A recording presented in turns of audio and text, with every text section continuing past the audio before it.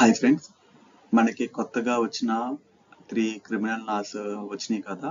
వాటి ప్రకారము police officers కి ఇచ్చిన న్యూ ప్రొవిజన్స్ ఒకసారి మనం డిస్కస్ చేద్దాము. మనకి కరెంట్ అఫైర్స్ పర్స్పెక్టివ్ లో ఇవి ఇంపార్టెంట్ అనమాట.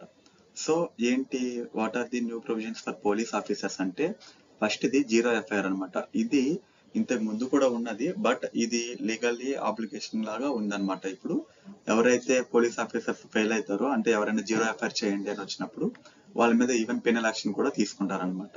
ఏంటి అసలు ఈ జీరో ఎఫ్ఐఆర్ అంటే, ఈవెన్ దో మనము మన జ్యూరిస్డిక్షన్ లో లేని పోలీస్ స్టేషన్ కి వెళ్ళినా కానీ, ఏ పోలీస్ స్టేషన్ లో అయినా కానీ ఒక ఎఫ్ఐఆర్ ఫైల్ చేయొచ్చు అనమాట. మనం ఇది ప్రాబ్లం జరిగింది నాకు అని చెప్పని ఏ స్టేషన్ అయినా కానీ ఎఫ్ఐఆర్ ఫైల్ చేయొచ్చు.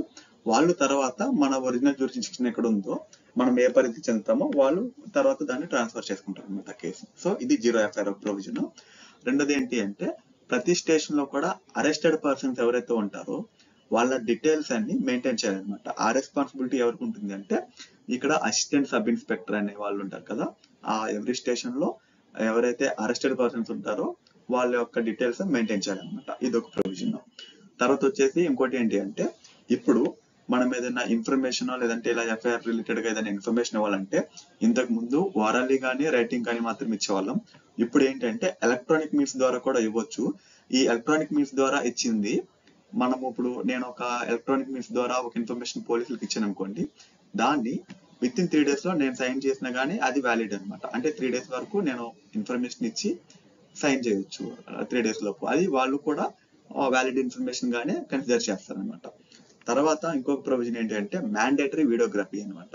మ్యాండేటరీ వీడియోగ్రఫీ ఏంటంటే, పోలీస్ ఆఫీసర్స్ ఏదైనా క్రైమ్ సీన్ కి వెళ్ళి అక్కడ సెర్చ్ కండక్ట్ చేస్తున్నప్పుడు కానీ ఇలాంటి ఎన్నో చోట్ల వాళ్ళు మ్యాండేటరీగా వీడియో తీయాలన్నమాట. ఈ వీడియో తీయడానికి, ఫోటోలు తీయడానికి కోసం అని చెప్పని ఈ సాక్ష్య అని చెప్పేసి అని ఒకటి డెవలప్ చేశారనమాట. ఇది కూడా అడిగే అవకాశం ఉంది, ఈ సాక్ష్య అంటే ఏంటి, దేనికి రిలేటెడ్ అని చెప్పని. ఇది డెవలప్ చేసింది, డిజైన్ చేసింది ఎవరంటే నేషనల్ ఇన్ఫర్మేటిక్స్ సెంటర్ వాళ్ళు చేశారు. దీనికి ఈ ఇనిషియేటివ్ ఏంటిది అంటే, inter operable criminal justice system లో ఇదొక ఇనిషియేటివ్ అనమాట. అంటే ఈ సాక్ష్య అనేది బేసికల్ గా ఏంటంటే, పోలీస్ ఆఫీసర్స్ వాళ్ళు తీసిన వీడియోస్ కానీ ఫొటోస్ కానీ, అలాగే మన ఫొటోస్ ఉంటాయి కదా కొన్ని, మనం ఇన్ఫర్మేషన్ ఇచ్చినప్పుడు ఆ డేటా అంతా కూడా ఈ సాక్ష్య అనే అప్లికేషన్ లో పెడతారు. ఇది ఈ జ్యుడిషియరీ వాళ్ళకు కూడా అవైలబుల్ గా ఉండేటట్టు ఈ క్రిమినల్ జస్టిస్ సిస్టమ్ లో అట్లాగా డెవలప్ చేశారు అనమాట. ఇంకొక ప్రొవిజన్ ఏంటి అంటే, ఈ పెద్దవాళ్ళని వీళ్ళని లేదంటే ఆరోగ్యం బాగోలేని వాళ్ళని అరెస్ట్ చేసేటప్పుడు కొంచెం రిలాక్సేషన్స్ ఇచ్చారనమాట. ఆలోచించాల్సి వస్తుంది అనమాట వాళ్ళని అరెస్ట్ చేయాలంటే. ఇప్పుడు ఎవరైతే 60 సంవత్సరాలు పైబడి ఉండి 3 సంవత్సరాల కంటే తక్కువ శిక్ష పడుతుందో వాళ్ళని అరెస్ట్ చేయాలంటే ఈ డిఎస్పి నుంచి పర్మిషన్ కావాలన్నమాట. డిఎస్పి ర్యాంక్ ఉన్న ఆఫీసర్ నుంచి పర్మిషన్ కావాలి. అలాగే ఇక నుంచి హ్యాండ్ కప్స్ యూజ్ చేయాలి అంటే దాన్ని చాలా జాగ్రత్తగా యూజ్ చేయాలన్నమాట. అంటే ఎవరికి పడితే వాళ్ళకి అట్లాగా హ్యాండ్ కప్స్ యూజ్ చేసేయకూడదు అనమాట. మనకి సుప్రీంకోర్టు గైడెన్స్ కూడా ఇష్యూ చేసింది దీని మీద. అది ఏంటి అంటే, ఎవరికైతే ఒక పాసిబుల్ థ్రెట్ ఉందో, అంటే నేరస్తుడు ఆ సంఖ్యలో లేకపోతే వాళ్ళకు వాళ్ళు హాని చేసుకుంటారు లేదా పోలీసులకు హాని చేస్తారు అని భావిస్తారు, అలాంటి కేసెస్ లో మాత్రమే ఈ హ్యాండ్ కప్స్ యూజ్ చేయాలన్నమాట. అలాగే ఇప్పుడు రేప్ విక్టిమ్ ని మెడికల్ ప్రాక్టీషనర్స్ ఉంటారు కదా, డాక్టర్స్ ఉంటారు కదా, వాళ్ళు మెడికల్ రిపోర్ట్ ఇస్తారు. ఇప్పుడు రేప్ విక్టిమ్ దాని గురించి రేప్ విక్టిమ్ మీద మెడికల్ రిపోర్ట్ ఇస్తారు కదా, ఆ మెడికల్ రిపోర్ట్ అనేది ఇన్వెస్టిగేషన్ ఆఫీసర్ కి 7 days లోపు సబ్మిట్ చేయాలన్నమాట. అంటే ఈ లయబిలిటీ ఇక్కడ డాక్టర్స్ మీద ఉంది. రేప్ విక్టిమ్ ని ఎగ్జామినేషన్ చేసిన తర్వాత ఆ మెడికల్ రిపోర్ట్ అనేది విత్ ఇన్ 7 days ఆ రెస్పెక్టివ్ ఇన్వెస్టిగేషన్ ఆఫీసర్ కి వాళ్ళు సబ్మిట్ చేయాలన్నమాట.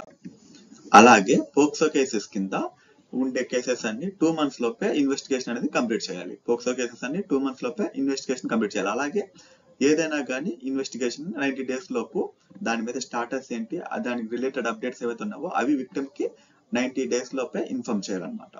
అలాగే ఇప్పుడు ఈ కొత్తగా వచ్చిన ఈ అమెండ్మెంట్ టెర్రరిస్ట్ యాక్ట్ ని డిఫైన్ చేసింది అనమాట. టెర్రరిస్ట్ యాక్ట్ ని డిఫైన్ చేసి ఇప్పుడు దాన్ని మనము terrorist unlawful actions prevention activities అని ఉంటాయి కదా, అన్లాఫుల్ యాక్టివిటీస్ ప్రివెన్షన్ యాక్ట్ అని చెప్పేసి దాని కింద బుక్ చేయాలా వద్దా అని చెప్పేసి అనేది డైరెక్ట్ గా ఎస్పీ ర్యాంక్ ఆఫీసర్ డిసైడ్ చేస్తారు.